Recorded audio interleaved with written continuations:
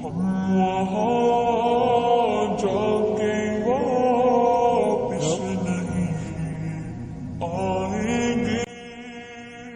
আছে, ছবিগুলো তো সুন্দর হয়ে উঠছে।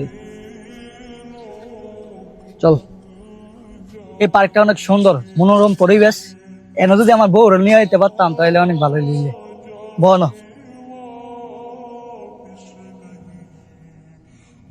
ভাই, আর কিছুক্ষণ পরে আজান দিব, চলো নামাজটা পড়ে আসি।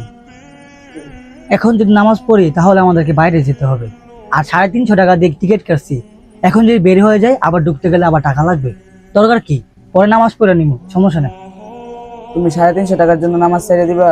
তুমি কি জানো নবীজি হাদিসের মধ্যে আছে, আউয়ালু মা ইউহাসাবু বিহিল আবদু ইয়াউমাল কিয়ামাতিস সালাহ, কিয়ামতের দিন সর্বপ্রথম বান্দার নামাজের হিসাব হইবে।